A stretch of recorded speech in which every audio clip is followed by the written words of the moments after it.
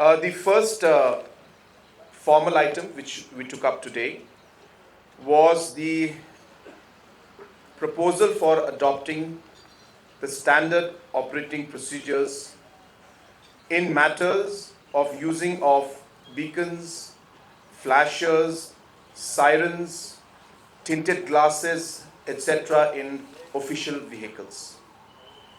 So in a nutshell, what that means is who can use a siren and who cannot use a siren, and also who can have tinted glasses, who can have flashers. All of those aspects were discussed, and there is a strong feeling among the cabinet that there needs to be a mechanism that would control and limit the use of such kind of sirens, ones we can hear right now, in the entire process. That was number one. Number two, that under the RDSS, which is the Revamped Distribution Sector Scheme, as you're aware that in the past there were different government schemes under which different households and villages were electrified. But all of this electrification and that happened was based on the certain list and census that was there, which was very old, 2011. And hence there was a need, and there were a lot of houses and villages which were not included. So as per the list, of course, the villages were covered. But then the new villages which came out, the new houses that came out, some of them were left out. And therefore, I had approached Government of India in the year 2022 that those villages and houses which were left out and were not part of that census at that point in time be included.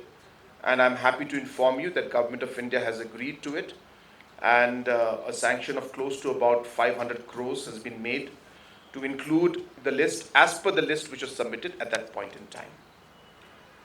The third was the purchase of land for exchange with defense land for the expansion of the Shillong Airport.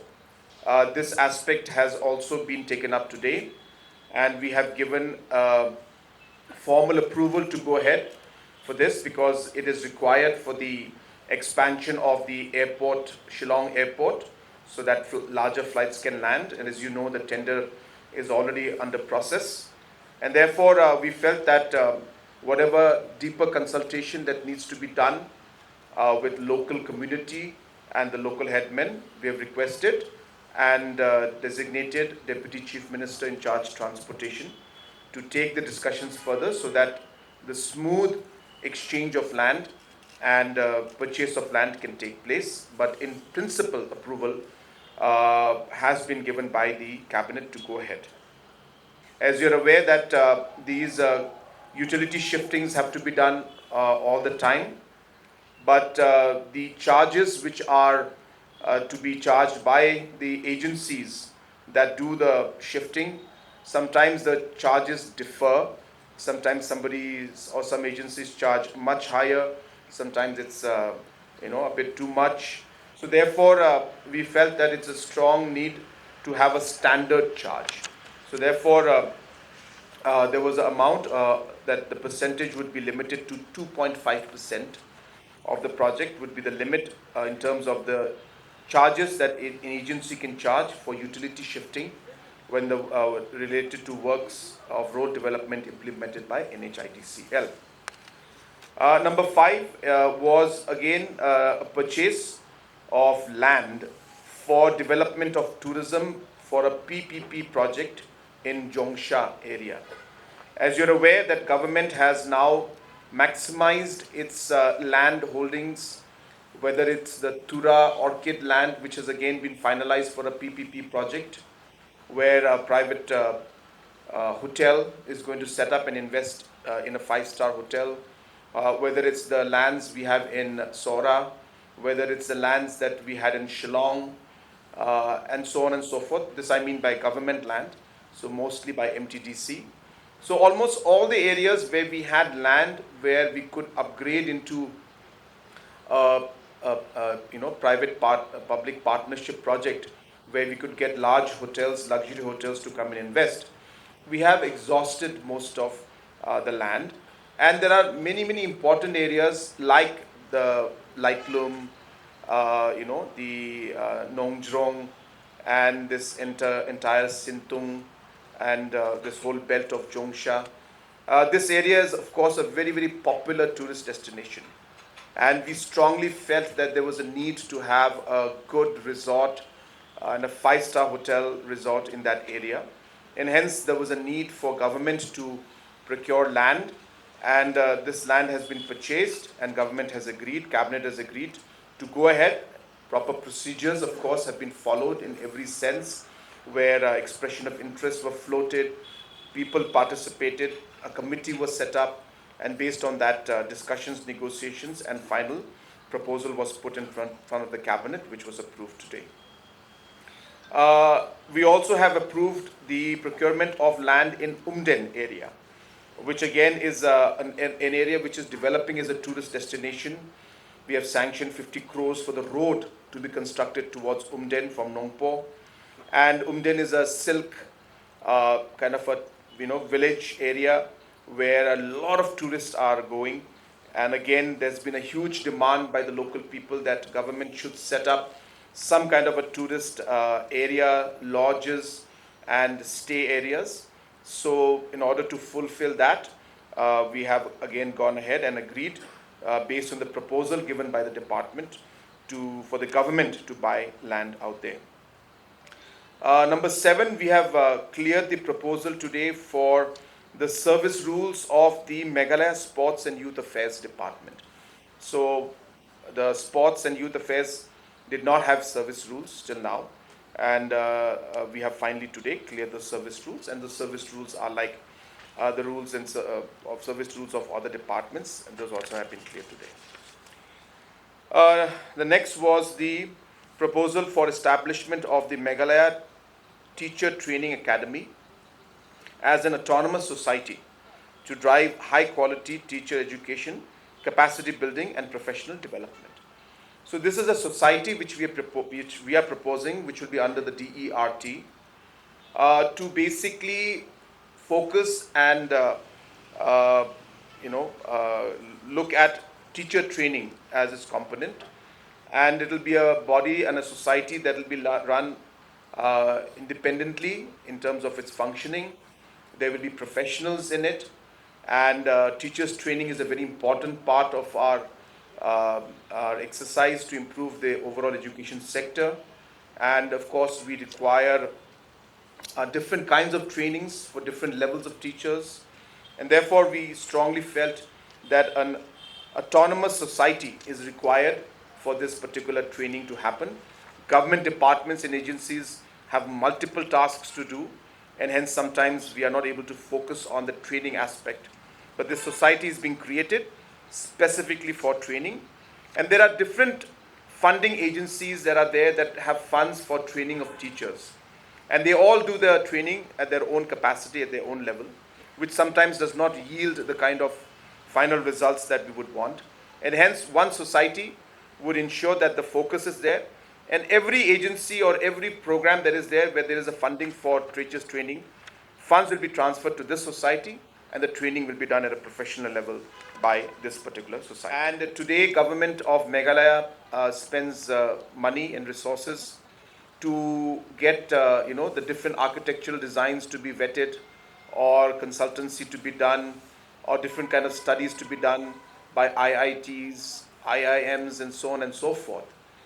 We strongly felt that we have got our own institutes like the Shillong Engineering College, the polytechnics, and these also can be utilized for the same purpose, which would ensure that our faculty and our students are also kept engaged, and they also earn revenue by doing that.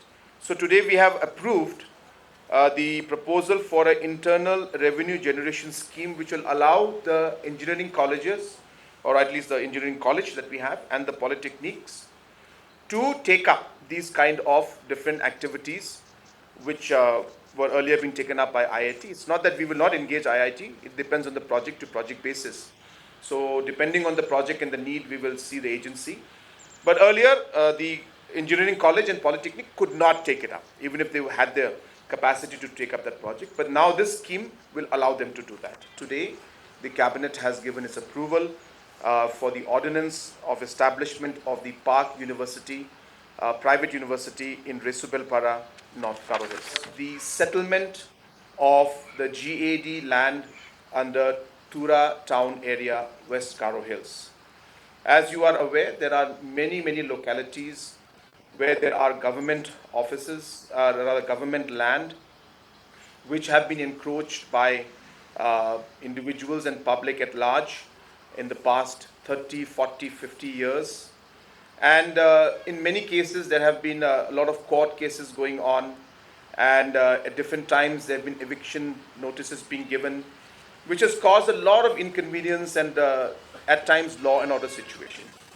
And hence, in line with the same policy which we adopted for William Nagar about 2 to 3 years back, the cabinet today has approved the proposal from GAD to go for settlement of these encroached land. So this will be leased out in a long-term lease to the people who are staying in that land. The land will be revenue land, but as I said, lease pata, long-term lease will be given to these individuals.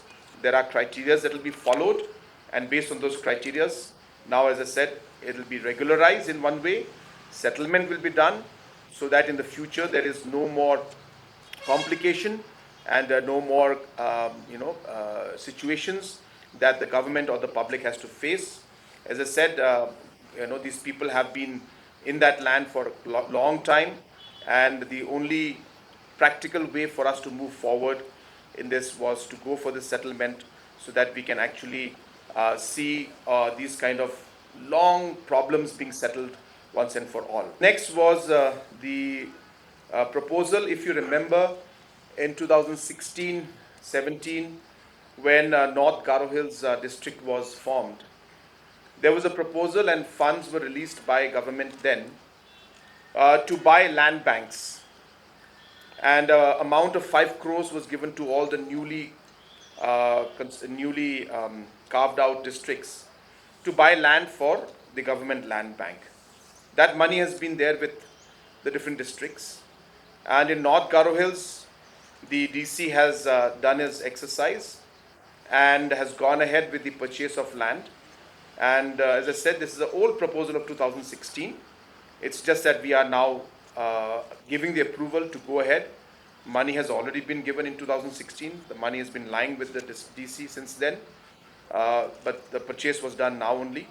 And now we have gone ahead and given the approval for the purchase of the land bank for administrative setup in terms of the district in North Garo Hills. The amount about 5 crores was sanctioned at that point in time. And within that amount, this particular land has been bought. Yeah, the next one is the acquisition again of land in the Maukunu area.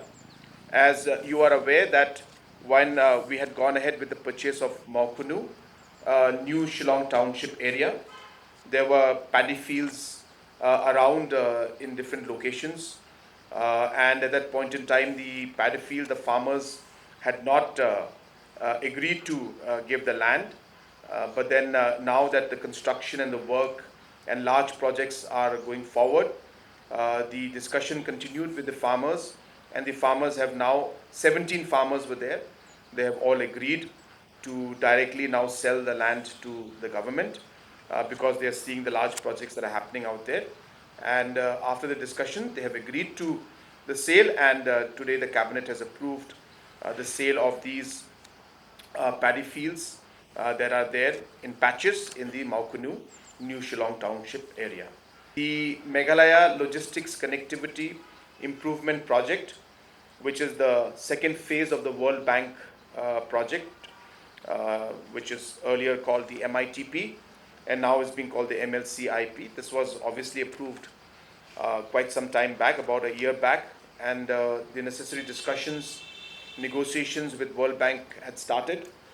And based on that, basically the DPRs have been made, and now the department has, planning department has come for the cabinet approval to finally go ahead with this particular arrangement with the World Bank.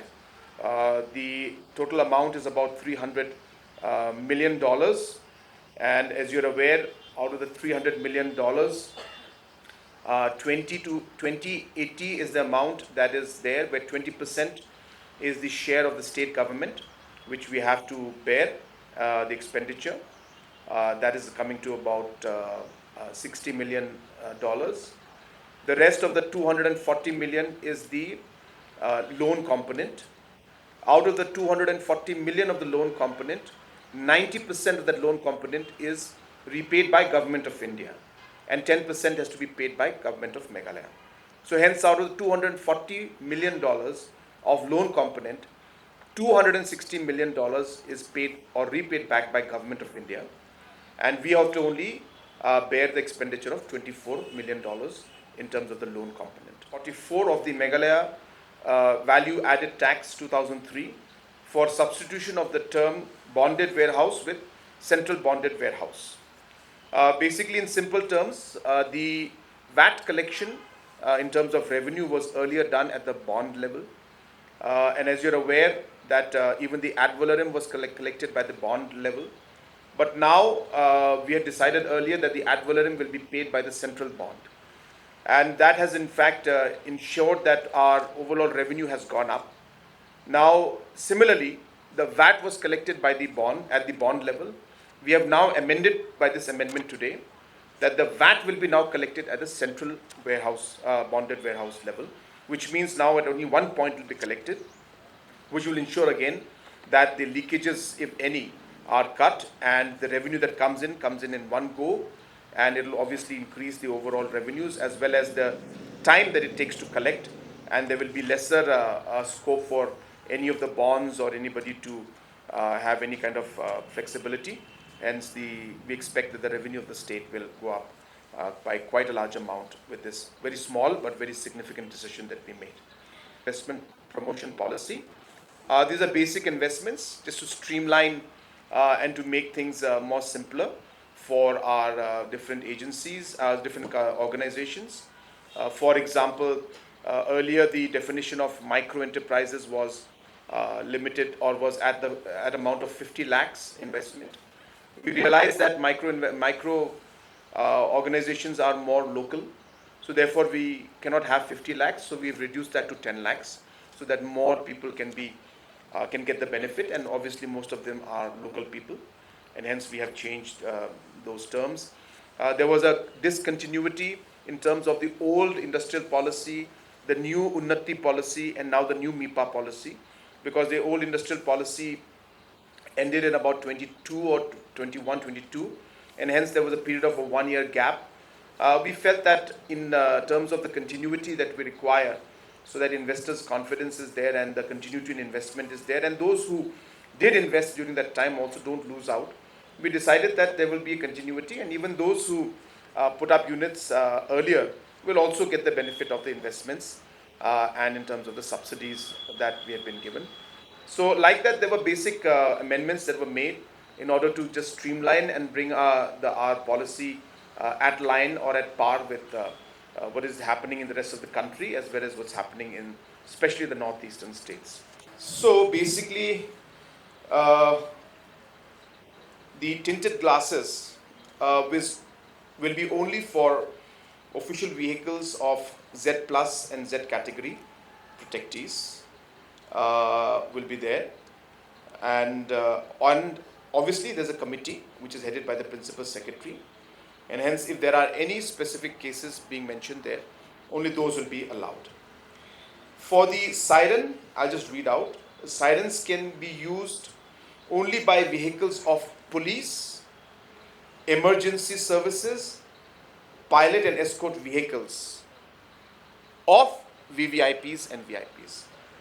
So that means that only the police vehicles, the pilot escorts of the VVIPs and VIPs can use the siren. So it is limited to police, emergency services, which obviously means ambulances and fire service and others. So these are the first. And as I said, there's a committee headed by the principal secretary.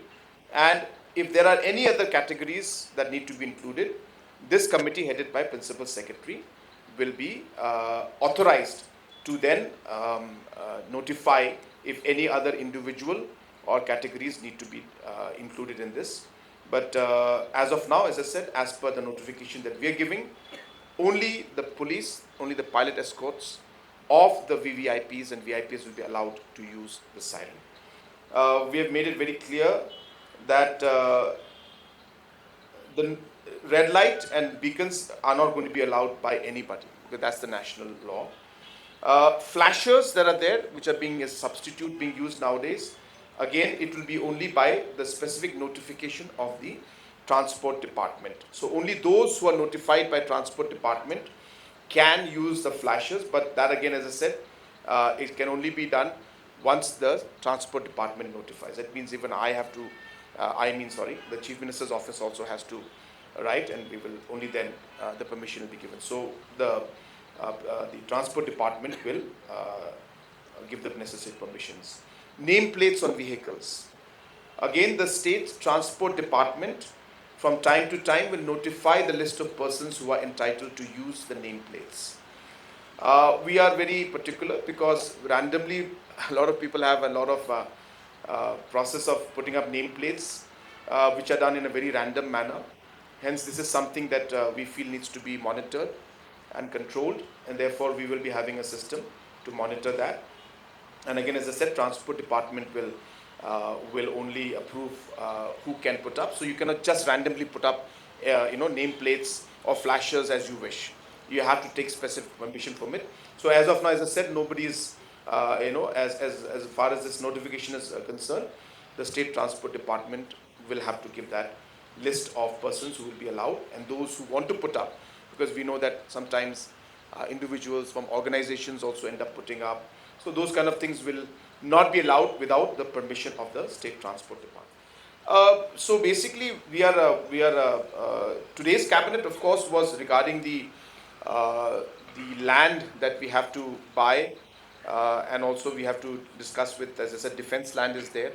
So we are working towards how to compromise, exchange, all those aspects. So those are being looked into, but for that we have to still buy the land. So that was what the approval was for today.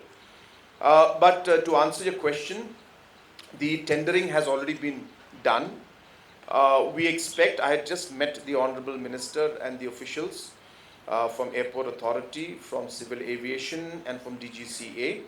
And there is a meeting on Friday where some issues need to be sorted out. We expect that after that meeting, the tendering process will be given the green signal. And we expect that the contractor should be on board, which is again being done by Airport Authority, by the end of this calendar year. And from that time, there are about 15 months will be taken to do the expansion of the runway and other constructions. So that's 2027 March when we expect that to happen. And in the meantime, there are certain issues and concerns in terms of the landing areas and other areas and concerns which DGCA has pointed out, which we need to work out how to resolve those issues. Those, as I said, right now I don't want to share the details right now, but the meeting on Friday is taking place to go into details of that. So we are working on resolving that, but that's the rough timeline that we're looking at. So the paddy field overall land is approximately about 48 acres, and it is coming to about 490 rupees per square feet. We have to give to the farmers directly. So there are 17 farmers, so the money will be given straight to the farmers. This is roughly about 30% lesser than the land acquisition rate that we will have to give. There's one question.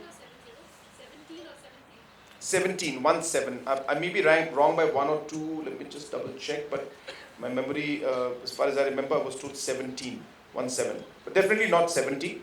It's 17 or 1. Anyway, yeah, this 17. Okay, anyway, I stand corrected in the sense that if the numbers are just 1 or 2 up and down, but it's about 17 farmers. So when we had taken the farmland, it's like, when we've taken the whole Maukunu land, so there were small patches of farmers, paddy fields were there. So earlier when we got this, we thought that we will leave them out and then we will, do the construction around the areas and then we'll, kind of the thing. Because if you remember last time when New Shillong Air land was bought, that time in fact there was no contiguous land. There were plots being one plot here, two plots here, one plot here. So like that was bought. This time at least we got that contiguous plot. But in between there were small, as I said, paddy fields. But then when we started working on the whole thing, constructing the land, the roads, and large projects like the iconic project that's coming up, so we realized that it's making more sense to just have that whole area. So as I said, it's very difficult in Meghalaya to get that kind of land because it's just not available. People are not ready to give it even to government. So like it happened in the earlier purchase when it was done for the earlier Shillong New Township, the lands were bought in different patches, and in that case, lands were very far away also. They were not in contiguous. But in this case, we got contiguous. But then there were small patches of paddy fields in there. So as I said earlier, we thought that fine, we will let the paddy fields go. We will not have any construction in that area. We'll allow the people to do paddy. We'll have our different lands here. We'll have a different project in this site. But as I said, when we started doing the larger scale of planning, we realized that, or we felt that, maybe it's making more sense for us to now have the whole thing. And the paddy field will be inconvenient for the people also. They also felt the same thing. And they also agreed when we said, look, can we come to some kind of a conclusion in this? So I think it's in the larger interest for the government as well as for the farmers that we are now seeing that the entire stretch with no spots, no dots at all, is going to be contiguously now with the government. The Delhi blast issue that was there, which of course is a concern for national security, was an issue that required different aspects of different investigations to be done. And whatever happened at that point in time was purely related to the investigations of the Delhi blast. So therefore, beyond not going beyond that statement, which I had made last time again, so it's a repetition. There is no concern of any safety security, but obviously, we cannot just take things for granted. So as a government, as a police department, as BSF, as NIA, as the Intelligence Bureau, as all the agencies concerned, it is our duty to never take things for granted. It is our duty to never be complacent. It's our duty never to take anything lightly. So obviously we are going to take everything very seriously, ensure that there is safety. But as I said, there is nothing, no concern as of now, and there is the safety aspect is absolutely there. The investigation that happened during that phase was purely related with the Delhi blast.